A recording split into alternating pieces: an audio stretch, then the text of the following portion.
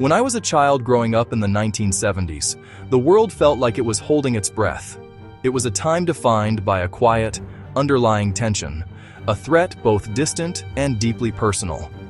We learned about fallout shelters, stark concrete spaces built to shield us from radiation. If the sirens wailed, we were to go inside immediately, find the shelter, get underground, and wait. It was a strange lesson for a kid, that the world outside could suddenly become deadly. We practiced duck and cover, a ritual that etched the reality of the threat into our minds. We stayed until the all clear, listening for official instructions on specific radio frequencies. Shelters were everywhere, in public buildings and even backyards. We stocked canned food, water, and first aid, survival for an unimaginable aftermath. Thinking back now, it feels like another world. Yet the lessons remain, reminders of how fragile peace can be. Long before we shared pet photos or argued online, the internet was conceived for a more serious purpose. Rooted in Cold War anxiety, fallout shelters and air raid drills, leaders needed communication after a nuclear attack. They imagined a network that could survive the loss of major nodes and avoid a single point of failure. This vision became ARPANET, funded by the US Department of Defense. The revolutionary idea, packet switching. Break messages into packets that find their own path. If one route failed, packets rerouted. Decentralization made the system resilient. Built for continuity of government, it linked bases, command centers, and research universities. Forged in fear, it kept vital lines open, a tool to talk back from the brink. Academics expanded it, revealing a broader potential for communication. From safeguard against total war to global connection, the internet began as an instrument of survival. From those early days to now, the transformation of communication has been breathtaking. Public access began with dial-up. Slow, unreliable, but monumental. It democratized information and set the stage for a new era. Broadband replaced bottlenecks with cable and fiber, speeds once unimaginable. Suddenly, the net was not just text. High-res images, audio, and streaming video.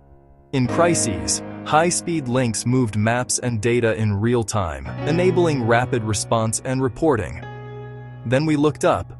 Vast constellations brought connectivity to the remotest places. When ground networks fail, satellites become a lifeline, proven in modern conflicts and disasters. Alongside satellites, smartphones put urgent alerts in every pocket. From modems to constellations, our ability to talk in crisis has been transformed. As communication evolved, so did nuclear weapons, from bombers to early ICBMs. They were terrifying, yet detection allowed minutes for verification and decisions. Today, that window has shrunk dramatically. Modern systems are faster and stealthier. Hypersonic weapons maneuver and evade defenses. Compressed time pressures leaders. The risk of miscalculation rises. Submarine-launched missiles, fired from offshore, can cut response windows to seconds. Speed, stealth, and destructive power reshape deterrence and erode old assumptions. When decisions happen in a blink, the temptation for preemptive moves grows. The weapons are faster, time is shorter, and the margin for error has nearly vanished. To see how close we can come to the brink, remember October 1962, the Cuban Missile Crisis. Soviet missiles in Cuba, 90 miles from Florida, could strike with little warning. President Kennedy faced impossible choices: strike, invade, or risk vulnerability. A naval quarantine brought superpowers into direct confrontation. A spy plane fell. A cornered submarine nearly fired a nuclear torpedo.